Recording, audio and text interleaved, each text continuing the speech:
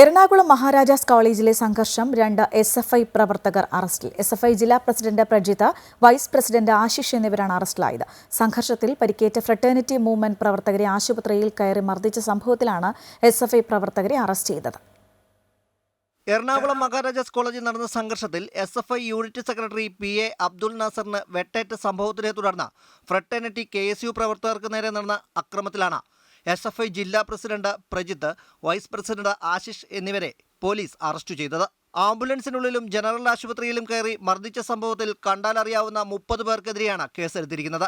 അതേസമയം കഴിഞ്ഞ ദിവസം നടന്ന സംഘർഷത്തിൽ SFI unit secretary PA Abdul നാസറിന് വെട്ടേറ്റ സംഭവത്തിൽ KSU പ്രവർത്തകനും എൻവയോൺമെന്റൽ കെമിസ്ട്രി 3ാം വർഷ വിദ്യാർത്ഥിയുമായ TK അബ്ദുൽ ഇജാദിനെ പോലീസ് നേരത്തെ അറസ്റ്റ് ചെയ്തിരുന്നു. കോടതിയിൽ ഹാജരാക്കിയ ഇയാൾ റിമാൻഡിലാണ്. കേസിൽ പ്രതികളായ മറ്റുള്ളവർക്കായി പോലീസ് തിരച്ചിൽ തുടരുകയാണ്. സംഘർഷത്തെ തുടർന്ന് അടച്ച കോളേജ് തുറക്കുന്നതുമായി ബന്ധപ്പെട്ട് നാളെ കോളേജ് അധികൃതർ, വിദ്യാർത്ഥി രാഷ്ട്രീയ പ്രതിനിധികൾ, PTA എന്നിവരുടെ സംയുക്ത യോഗം നടക്കും. കോളേജ് അടച്ചിരുന്ന സാഹചര്യം ഒഴിവാക്കണമെന്ന സർക്കാർ മുന്നറിയിപ്പിന്റെ പശ്ചാത്തലത്തിലാണ് യോഗം നടക്കുന്നത്. കോളേജിൽ സംഘർഷം കൂടി നടന്ന സാഹചര്യത്തിൽ കോളേജ് പ്രിൻസിപ്പൽ VS ജോയിയെ ഉന്നത വിദ്യാഭ്യാസ വകുപ്പ് കഴിഞ്ഞ ദിവസം സ്ഥലം മാറ്റിയിരുന്നു. അമൃത ന്യൂസ്, കൊച്ചി.